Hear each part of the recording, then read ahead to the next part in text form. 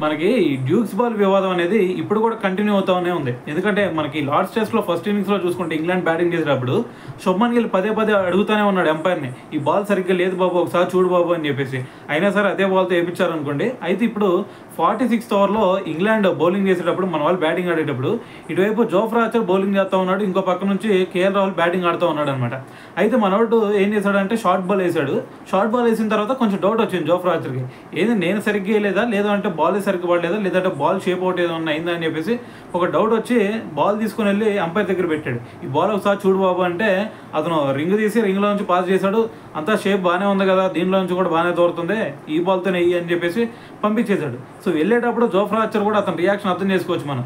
So అతను పూర్తిగా నిరాశ చెందాడని చెప్పాలి. సో బాల్ ఇలాగ ఉంటే మరి దాంట్లో పాస్ చేసి పంపిస్తున్నాడు వెనక్కి నన్ను సో అని చెప్పేసి అతను తలకాయ ఊపుకుంటానే వెనక్కి వెళ్ళిపోయాడు. అయితే దీని తర్వాత కామెంటేటర్స్ కూడా దీని గురించి రియాక్ట్ అయ్యాడు. అయితే వీటిలో కామెంటేటర్ ఏమన్నాడంటే, ఇది ఏది పెద్ద వ్యాపారం లాగా ఉంది, ఎప్పుడైనా సరే బాల్ షేప్ అవుట్ అయినా బాల్ ఆడటానికి వీలుగా లేకపోయినా సరే ఇదంతా కూడా ఎంపైర్ మాత్రమే చూసుకోవాలి, ఎంపైర్ కాకుండా మిగతా ప్లేయర్స్ వచ్చి దీని గురించి చూస్తూ ఉన్నారు. సో దీని గురించి కొంచెం స్ట్రిక్ట్ యాక్షన్ అయితే తీసుకోవాల్సి ఉంటుంది ఐసీసీ అని చెప్పేసి అతను మాట్లాడాడు. అయితే అంతకుముందు చూసుకుంటే మనకి గవాస్కర్ అలాగే స్టువర్ట్ బ్రాడ్ కూడా దీని గురించి మాట్లాడారు. అయితే వాళ్ళు ఏమన్నారంటే అసలు 10 ఓవర్లకే షేప్ అవుట్ అవటం ఏంది, సో వీళ్ళు ఇటువైపు నుంచి ఇద్దరు కూడా మాట్లాడుతున్నారంటే ఖచ్చితంగా ఏదో సంథింగ్ ప్రాబ్లం ఉంది ఆ బాల్లో, ఒకసారి ఆ బాల్ని కొంచెం సరిగ్గా చూడండి అని చెప్పేసి కూడా వాళ్ళిద్దరు గవాస్కర్ అదేవిధంగా స్టువర్ట్ బ్రాడ్ చేసిన కామెంట్స్ బాగానే ఉన్నాయి.